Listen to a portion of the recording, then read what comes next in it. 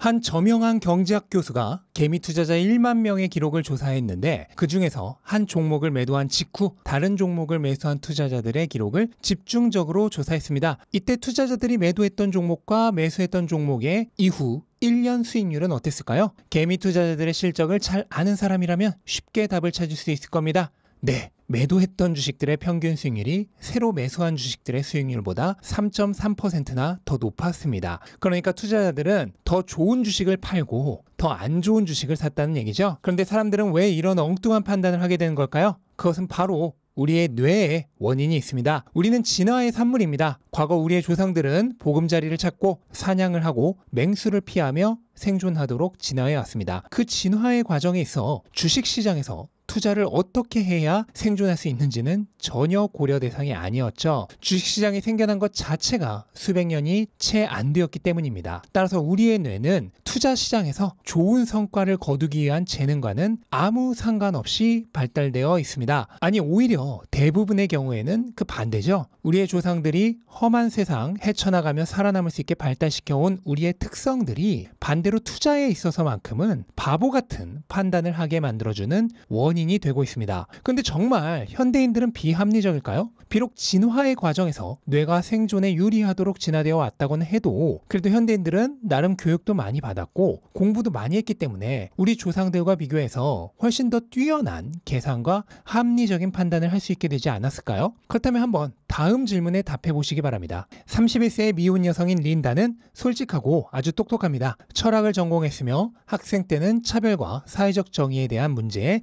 깊은 관심을 가지고 반핵 시위에 참여하기도 했습니다. 다음 두 가지 보기 중 무엇이 더 가능성이 있어 보이나요? 1번, 린다는 은행원이다. 2번, 린다는 은행원이고 여성운동에 적극적이다. 잠깐 영상을 멈춰보고 생각할 시간을 가지셔도 좋습니다. 이때 중요한 건 단순히 답이 이걸 것 같다가 아니라 왜 그게 답인지도 생각해 보셔야 한다는 점입니다. 어떤가요? 답을 고르셨나요? 이 질문은 1970년대 데니얼 카너먼 교수와 아모스 트버스키 교수가 인간의 의사결정 문제에 대해 연구하기 위해 실험에서 사용했던 질문으로 응답자의 무려 85%가 오답을 냈던 문제입니다. 여러분은 무엇을 정답이라고 생각하셨나요? 네, 답은 1번이죠. 왜일까요? 이유는 듣고 보면 너무 쉬워서 말이 안 나옵니다. 제가 바로 이해가 되도록 한 가지 질문을 더 드리겠습니다. 다음 중 어떤 사람이 더 많을까요? 1번 아시아인, 2번 아시아인이면서 중국인. 너무 쉽죠? 중국인이 제 아무리 많더라도 더 많은 사람은 당연히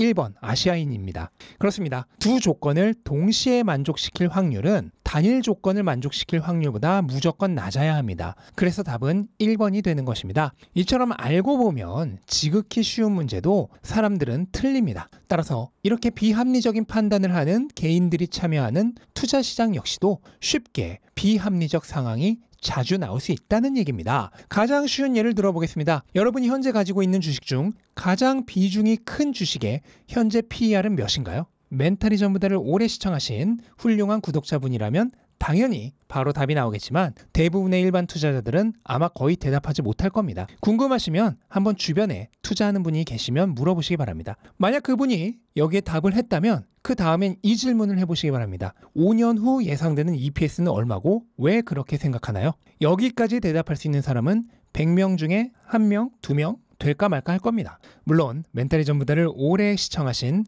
훌륭한 구독자 여러분이라면 바로 답이 나오겠죠.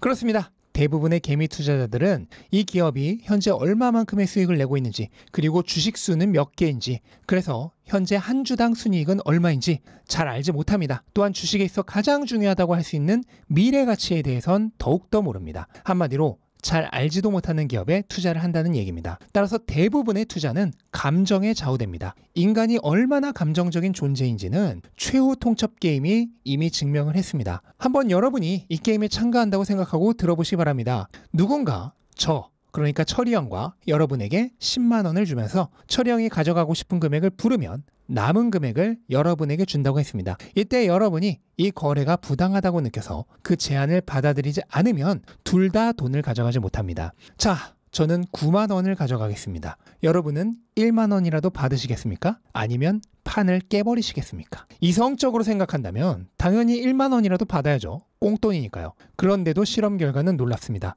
응답자의 무려 3분의 1 가까이가 판을 깼습니다. 이성보다는 감정에 따라 결정을 한 것이죠. 이것은 심지어 금액을 더 높인 실험에서도 결과가 크게 달라지지 않았습니다. 또한 사람들은 남들과 동떨어져 자기만의 선택을 하기보다는 대중에 묻혀서 함께 움직이는 것을 좋아합니다. 이건 역시 무리 생활을 하던 우리 조상들에게서 물려받은 특성이죠. 자, 다음의 선을 보시기 바랍니다. 왼쪽 선과 같은 길이를 가진 선은 무엇일까요? 당연히 우리는 A란 것을 쉽게 알 수 있습니다. 실제로 단일 실험자에게 정답을 물어보면 거의 100%에 가깝게 A라고 대답합니다. 그런데 이 실험을 조금만 조작하면 상상도 못한 결과가 나오게 됩니다. 10명 정도의 실험자를 모은 다음 나머지 실험자들 중 몇몇에게 일부러 C를 답이라고 말하라 지시합니다. 이렇게 하면 진짜 실험 참가자의 정답률은 무려 63%까지 떨어집니다. 이처럼 너무나 명확하게 정답이 보이는 문제까지도 주변 사람들이 아니라고 하면 아니라고 대답해버린다는 얘기입니다. 이렇게 쉬운 계산조차 제대로 하지 못하는 비합리적 판단 능력과 감정 따라 움직이는 특성, 거기에 대중과 함께 움직이려는 특성까지 현대인은 투자하기에 부적합한 거의 모든 성질을 다 가지고 있습니다. 그리고 이런 비합리적 특성이 실제 투자 시장에서도 그대로 나타납니다. 2000년 닷컴 버블 당시 미국 주식의 평균 PER이 50에 가까웠습니다. 평균이 이 정도면 얼마나 심각한 것인지는 투자를 조금만 해보신 분들은 다들 아실 겁니다. 결국 이런 초고평가 상황은 오래 지속되지 않았고 거품이 터지며 나스닥은 최고점 대비 무려 78%까지 하락했었습니다. 지금은 최고의 기업 중 하나인 아마존의 주가는 이때 무려 95%까지 하락했었습니다. 이처럼 시장이 광란에 휩싸여 본래 가치보다 훨씬 비싼 가격에 매수를 하고 또 거품이 꺼지면 이제는 반대로 공포에 휩싸여 본래 가치보다 훨씬 싼 가격에 던져버리는 일은 왜 일어날까요? 이게 모두 현대에 적응하지 못한 우리의 뇌가 내리는 잘못된 판단 때문입니다. 기업의 가치를 제대로 계산하지 못하고 감정에 따라 사고팔고 대중과 함께 우르르 몰려다니려는 습성 때문에 벌어지는 일들이죠. 우리가 시장에서 살아남아 투자로 돈을 벌기 위해서는 이렇게 우리의 본능이 보내는 신호를 무시하고 현대 투자 시장에 맞는 판단을 내려야 할 필요가 있습니다. 그래야만 대부분의 실패하는 투자자들로부터 반대로 돈을 가져올 수가 있는 것이죠.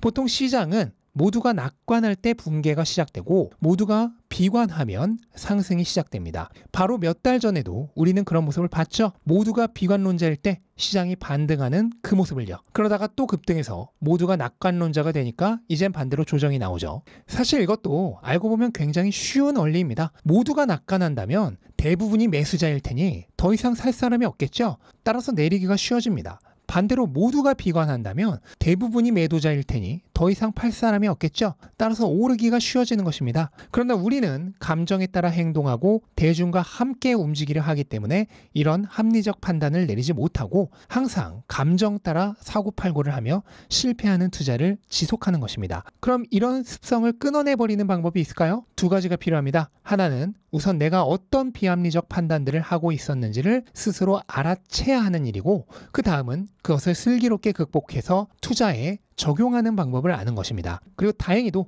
이 방법을 알려주는 아주 훌륭한 교과서가 있습니다. 바로 테리 버넘이 쓴 비열한 시장과 도마뱀의 뇌라는 책입니다. 하버드 비즈니스 스쿨에서 투자경제학 교수로 재직했던 테리 버넘은 우리를 투자 시장에서 실패하게 만드는 과거의 특성들을 도마뱀의 뇌라고 명명하고 어떻게 이 도마뱀의 뇌에 족쇄를 채워 고대의 뇌를 가지고도 현대의 투자 시장에서 이길 수 있는지 그 방법을 제시해 줍니다. 자칫 어려울 수도 있는 투자 심리학 내용들이 적절한 스토리텔링과 함께 읽기 쉽게 쓰여 있어서 책을 많이 읽지 않는 일반 투자자분들에게도 추천드릴 수 있는 책입니다. 모두와 같은 가격을 제시해서는 돈을 벌 수가 없습니다. 당연하죠. 사람들이 터무니없이 낮은 가격을 부를 때 사겠다고 해야 하고 반대로 터무니없이 높은 가격을 부를 때 팔겠다고 해야 합니다. 그리고 그게 가능한 판단 능력을 갖추기 위해서는 우선 제대로 알아야 할 필요가 있습니다. 더운 여름 시원한 에어컨 바람 아래서 책 한 권과 함께 지식을 쌓으며 더위를 달래보는 것도 좋은 선택일 것입니다. 네, 이것으로 오늘 영상 마치겠습니다. 영상 도움되셨다면 구독과 좋아요 부탁드리고 즐거운 하루 되시기 바랍니다. 감사합니다.